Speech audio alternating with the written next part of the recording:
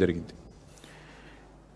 కనీసం అది చూసిన తర్వాతనన్నా ఒక రివ్యూ చేసుకుంటారేమో, ముఖ్యమంత్రి గారికి డబ్బు సంచుల మీద ఉన్న దృష్టి ఏదైతే ఉన్నదో కనీసం కొద్దిగానన్నా ధాన్యం సంచుల మీద పెడతారేమో, కొద్దిగానన్నా ఎఫర్ట్ పెడతారేమో, ఒక రివ్యూ చేస్తారేమో అని చెప్పి మేము ఆశించినాం.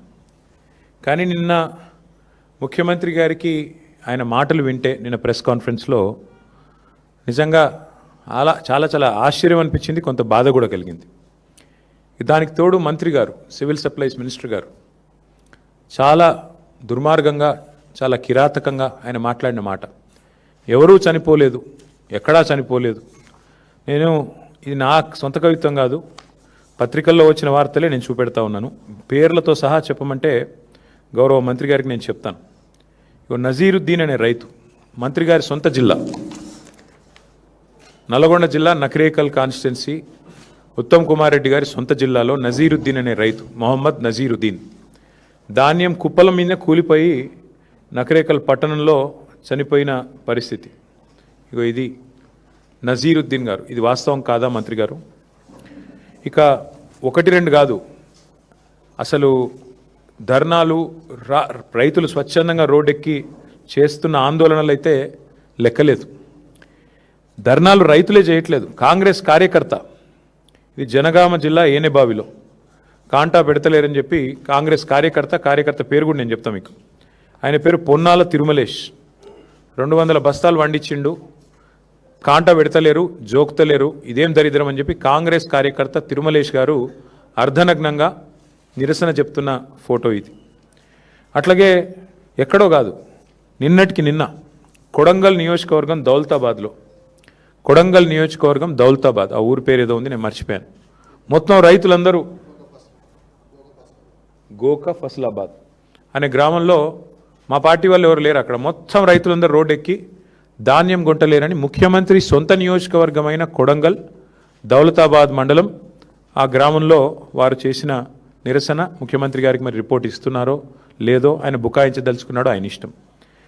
ఇక మా పార్టీ నాయకులు మొత్తం కలిసి మంచిర్యాలలో చేసిన ధర్నా, ఒకటే రోజు 4 రైతులు మంచిర్యాల జిల్లాలో మరణిస్తే మా నాయకులు జీవన్ రెడ్డి గారు, మాజీ మంత్రివర్యులు, మాజీ ఎమ్మెల్యే దివాకర్ రావు గారు మంచిర్యాలలో రైతులతో సహా ధర్నా చేసి 4 ప్రభుత్వం ఆదుకోవాలని చెప్పి ఆ ఈదురుగాలులకు అక్కడే మరి సంఘటన జరిగితే వెంటనే మా నాయకులు స్పందించిన పరిస్థితి. ఒకటిగా చెప్తూ పోతే ఎన్నున్నాయంటే ఇట్లా మీరు చూడండి, ఇదిగోండి ఎక్కడెక్కడ ఏ జిల్లాలో జరిగినాయి కూడా మీకు చూపెడతాను నేను. చూడు, ఇది ఈనాడు పత్రిక. సరే, మళ్ళా నమస్తే తెలంగాణ చూపెడితే అది మీ పత్రిక అంటాడు, అదో బాధ. ఇది ఈనాడు పత్రిక. ఈనాడు పత్రికలో వచ్చింది, కొనుగోలు కేంద్రంలో ఆగిన రైతు గుండె. ఇది నెక్కొండ మండలం, వరంగల్ జిల్లా. మృతుడి పేరు వెంకటేశ్వర్లు, రైతు గారి పేరు. ఇది వెంకటేశ్వర్లు గారు. ఒకరిద్దరు కాదండి, నాకు ఇంకా చాలా పేపర్లు ఉన్నాయి. ఇక పురుగు మందు తాగి కొల్చారం, మెదక్ జిల్లా, శ్రావణ్ కుమార్ అనే రైతు కొంటలేరని చెప్పి పురుగు మందు తాగి నిరసన చెప్పి చివరికి చచ్చిపోయిన పరిస్థితి. మొత్తంగా చూస్తే ఈరోజు రాష్ట్ర వ్యాప్తంగా ఇక ధాన్యం కుప్ప చేస్తూ రైతు కన్నుమూత. 1-2 కాదండి, ఇట్లా ఇప్పటికి కేవలం కొనుగోలు కేంద్రాల్లో చనిపోయిన రైతులు దాదాపు 10 మంది పైనే ఉన్నారు. ఒక్కరూ చనిపోలేదని మంత్రి గారు అంటారు. ఇంతకంటే సిగ్గుచేటు, ఇంతకంటే అవాస్తవాలు మాట్లాడడం ప్రభుత్వంలో ఉన్న వాళ్ళకి మంచిదా? దయచేసి వారు ఆలోచించుకోవాలి. ఇవాళ 45 డిగ్రీల వేడిలో 45 రోజుల నుంచి రైతులు పడిగాపులు పడుతున్నారు. నేను తిరిగిన స్వయంగా సంగారెడ్డి జిల్లా పోయినా, సదాశివపేటకి, వరంగల్ జిల్లా పోయినాను, వరంగల్లో 3 జిల్లాలు పోయాను, జనగామ పోయినాను, వరంగల్ పోయినాను, ములుగు పోయినాను, తర్వాత మా సిరిసిల్ల జిల్లా పోయినాను. దాదాపు 5-6 జిల్లాలు తిరిగితే ఎక్కడ చూసినా మా నాయకులు అయితే అందరూ ఫీల్డ్లోనే ఉన్నారు, అందరూ ఫీల్డ్ తిరుగుతూ ఉన్నారు, ప్రతి ధాన్యం కొనుగోలు కేంద్రం దగ్గర పోతూ ఉన్నారు. ఎక్కడికక్కడ రైతులు, సార్ గన్నీ బ్యాగ్స్ లేవు సార్, సంచులు లేవు సార్. ఈ రాష్ట్రంలో గన్నీ బ్యాగ్స్ దొరుకుతలేవు, కానీ గన్స్ మాత్రం పుష్కలంగా దొరుకుతున్నాయి. కరీంనగర్లో 5 తుపాకులు పట్టుకొని పోయి పొద్దున 11 గంటలకి తుపాకులతో కాల్పులు జరుగుతున్నాయి.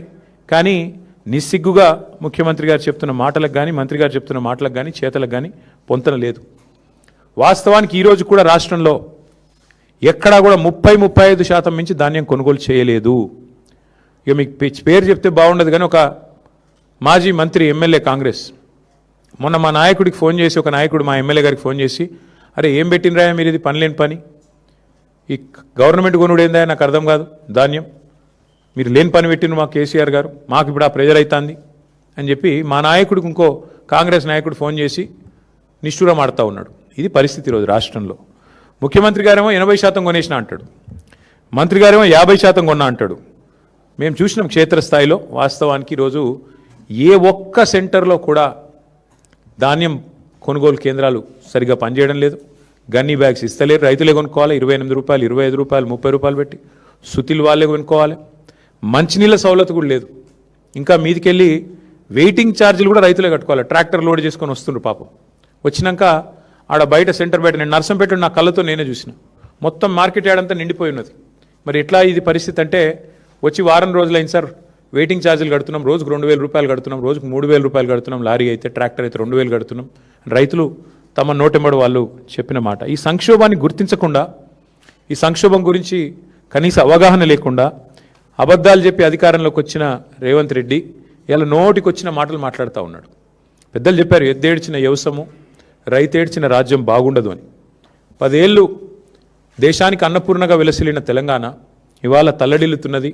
రైతు ఇవాళ కన్నీరు పెడతా ఉన్నాడు. ఇది వాస్తవం ముఖ్యమంత్రి గారు. మేమేదో మిమ్మల్ని విమర్శించడానికి ఇంకోదానికో చెప్పట్లేదు. ఇవాళ రాష్ట్రంలో ప్రణాళిక లేకుండా పోయింది.